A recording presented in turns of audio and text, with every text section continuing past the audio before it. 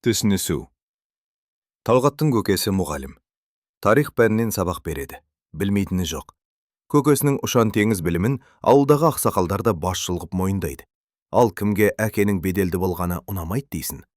Талғатта соны іштей сезіп масаттанады. Келе-келе Талғаттың кеудесіне нан пісе бастады. Менің көкем ең ақылды адам дейтін болды. Достарда мақтаншақ, Талғатқа қарсы дау айтпауға дағдыланып алған. Бір күні Нұрым, өзенге шомылып қайтайық, Бекетайда жолай ала кетейік деді. Күн ыстық. Бекетай әкесіне комбайн жөндеуге көмектесіп жатыр екен. Бұларға ергісі келіп жаутаңдай қарады. Жұмысын бітірген соң Бекетайда қуып жетті.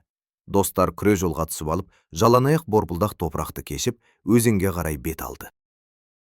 Ой, сенің де бетіңе май жұғыпты ғой. Өскенде көкең сияқты май тракторшы болатын шығарсың, деп күлді Талғат. Не дедің? Сеніңше тракторшы қажетсіз мамандық па? Бекетай кәдімгідей шамданып қалды. Үсті басыңның май боп жүргені қай бір жақсы дейсің? Иісі де жүректі айнытады. Талғат қып-қызылдауға тап болды. Мақтаншақ сен. Мен бе? Мен мақтаншақпын ба? Сендер көрер көзге мойындамай тұрсыңдар. Өткенде Кәрімнің үйіндегі тойда көкелерің қазақ деген сөзінің тайдан шыққан таба алмады. Сонда менің әкем айтып берген. Сендердің көкелерің ештеңе. Тоқта Талғат, дауды қойыңдар. Әмірлі шыққан дауыс бардығын елең еткізді. Нұрым екен. Ол 5-ші сыныптағы оқу үздігі. Талғат, сенің айтқаның дұрыс емес. Жоқ, неге? Мамандық пен кәсіптің жаманы болмайды. Рас, мектепте, тіпті ауылда сенің көкеңнен тарихты терең білетін адам жоқ. Сырлыбай ағай да сондай.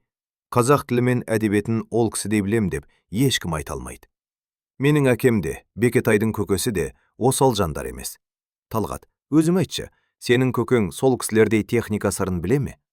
Жоқ, деді Талғат төмен қарап. Сол сәт көкесінің жекеменшік машинесі бұзылғанда, әркімге жалынып жүретіні есіне түсті. Кешіріңдер, мен аға тойлап жүр екенмін. Әркім өз ісінің маманы екенін түсіндеппін. Кешіріңдерші. Әлбінде ғана өз ойларымен арпалысып, Талғатқа іштей өкпелеп тұрған құрдастар көңілден сала берді.